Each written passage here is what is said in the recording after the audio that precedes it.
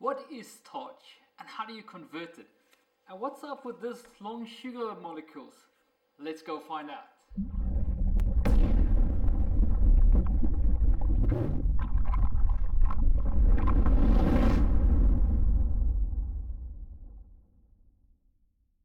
Hey everyone, Distiller Greyling here, one of your favorite home and hobby distillers. This is part of my Back to Basics series, and today we are handling starch conversion.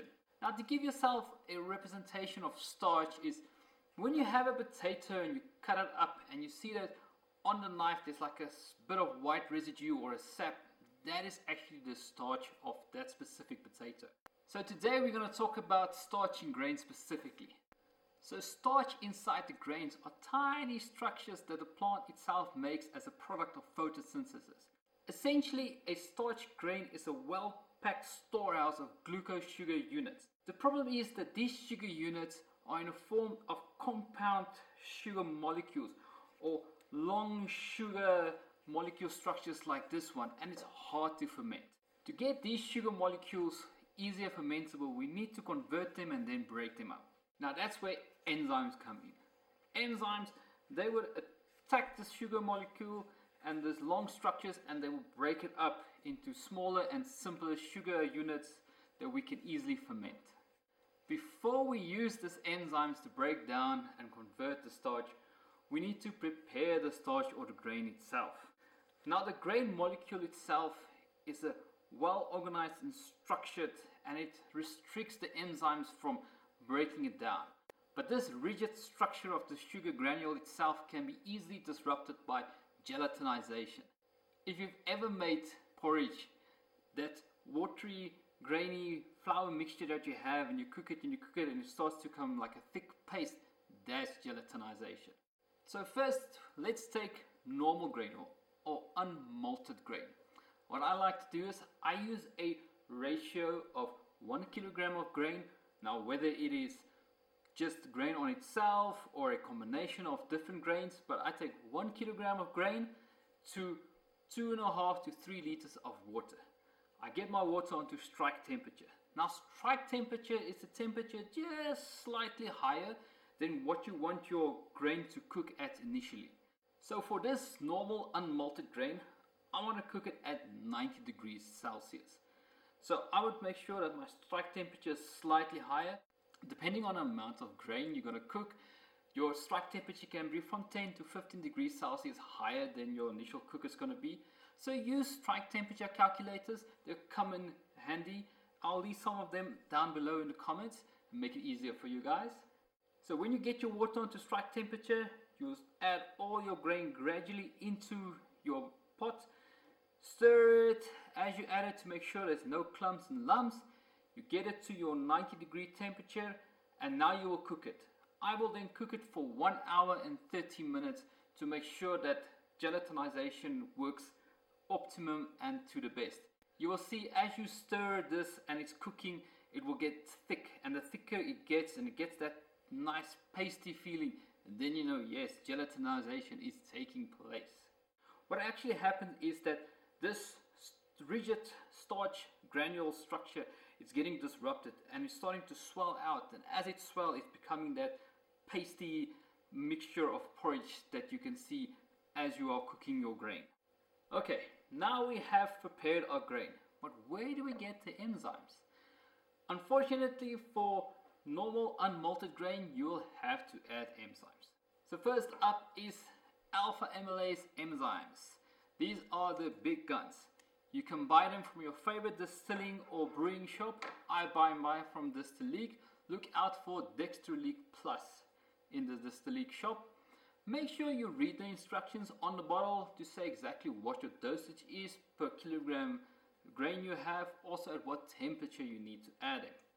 So as soon as you add the enzymes to your cooking pot where the grain is now gelatinized and nice and thick, and you start to turn it, liquefaction will start to happen.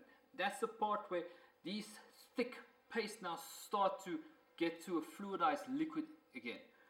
So what basically happens is you got these long compound sugar molecules, and then the alpha amylases come and they start to break it down and convert into a more smaller sugar that will be easy fermentable.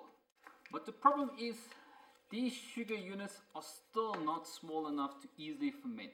They are smaller but not simpler yet. That's why we need a secondary enzyme. In comes the smaller brother, glucose amylase enzyme.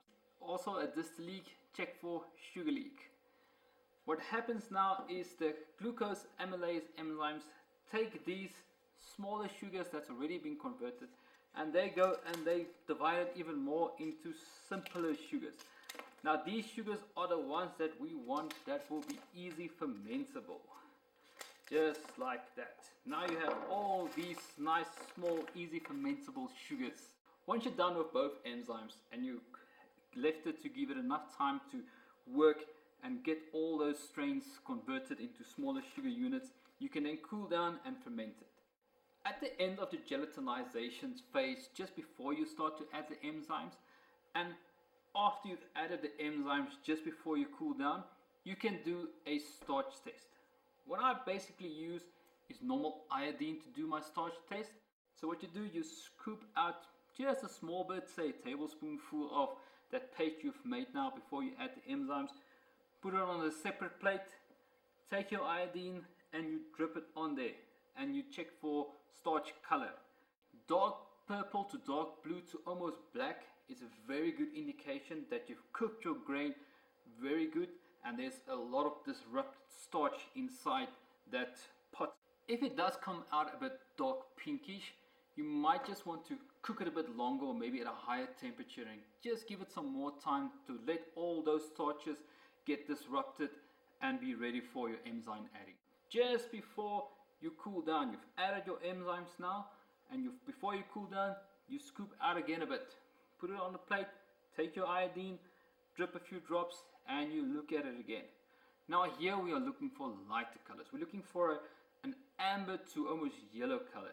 That will show us that all those disrupted starches that we had there in the beginning that was so dark has now been converted and changed by all the enzymes and it's not all these simple sugars and that's why it's so light yellow and amber color. Then we know it is good and ready to ferment. You can cool it down and go on with your fermentation. If it is still darkish, maybe dark purple or just starting to look dark blue, what you can do is repeat everything again or just go to your enzyme steps and just give your enzymes more time to work or maybe add a bit more enzymes just to see that you can get that last bit of conversion more to a point where it gets to that yellow color. Now let's talk about malted grain and how is it different from normal grain. This is my very basic and simple explanation, but malted means is that the grain they took and they soak it or steep it into warm water, take it out and dry it again and then back into the water up until the time when it starts to germinate. As it germinates and it starts to sprout and it starts to grow that initial root, they then stop the germination process by kilning it and then they are ready for action. Now this is a lot of information, but what does it mean for us? At that stage when it starts to germinate, it releases natural enzymes. These enzymes help to assist with the growth process of the grain itself. Now after they have killed it and it's now dried again, that enzyme stays there until it is basically soaked and heat up again, and then that enzymes will start to release. And that's why we can use malted grain as the only source of enzymes in our mash or our pot that we are busy cooking. You can use a combination of normal grain and malted grain to let the malted grain act as the enzyme source to help with the starch conversion and get your simpler sugars that you need for fermentation. Now the process of cooking and gelatinization of a malted grain is slightly different from the normal grain. I've got two ways that I'm familiar with using malted grain. I use the same water grain ratio as I did for a normal grain, but I use 1 kilogram of malted grain for every 2.5 to 3 liters of water. Now my initial cook temperature for my malted grain is lower. I want to get it at 65 degrees.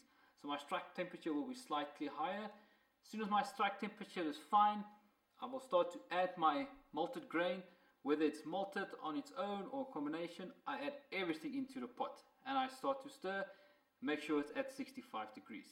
Now here's where my two malted methods split. The first method, I will then at 65 degrees Celsius cook for 1 hour and 30 minutes. In that time, because the enzymes is already inside the grain, your gelatinization will start to happen and that structure will start to get disrupted, and as it gets disrupted, the enzymes will attack them and start to break them down, and you will get liquefaction immediately. So you will have that gelatinization getting thick and then liquefying immediately, and that will happen in that whole time that you're cooking. So it will not become as thick of a paste, but don't worry, it's still doing its job and it's happening. After that hour and 30 minutes, you can then cool down and ferment. So the second method for the malted grain, I call my 3-step temperature range. What I do there is I also start at the 65 degrees. So I keep it at 65 to 70 degrees Celsius for 30 minutes. After 30 minutes, I will then increase the temperature to above 70 degrees Celsius. Once it has reached 70 degrees Celsius, I will then keep it between 70 and 75 degrees Celsius for another half an hour. When that half an hour has elapsed, I will heat it up again and take it to above 75 degrees Celsius. Then I would keep it at 75 to 80 degrees Celsius for another 30 minutes. After that last 30 minutes step temperature range, I will then cool down everything and ferment it. The reason that I use the method 2's 3-step temperature range is that I ensure that I have a very good and sufficient structure disruption, and also that the enzymes can do their job on all the temperature ranges. The higher your temperature is, the more disrupted that structure will become, and that's why it's easier for the enzymes then to start to convert and break down those long sugar molecules. But be careful not to take your temperature up too high.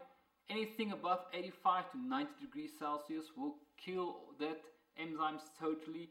So don't take up the temperature too high if you're using malted grain and you're not adding any enzymes at all. For both methods of the malted grain, you can do a starch test before you cool it down. If it is still a bit dark purple or bluish, it just means that you need to cook it a bit longer, or maybe at the different temperature ranges. But normally I find that that hour and a half cooking time, or the 3-step temperature ranges from 30 minutes to 45 minutes perhaps, is definitely sufficient. I hope you guys understand a bit more about the process of starch conversion. I will leave the steps of all the methods that I talked about today in the video descriptions. You guys can have a look at it there. If you like this video, please give it a thumbs up. It helps me out a lot. If you got any more questions, leave a comment down below. I will definitely answer your questions to the best of my knowledge. And if you like the content you are seeing, please subscribe and hit the bell icon so you do not miss anything. This for me is it today.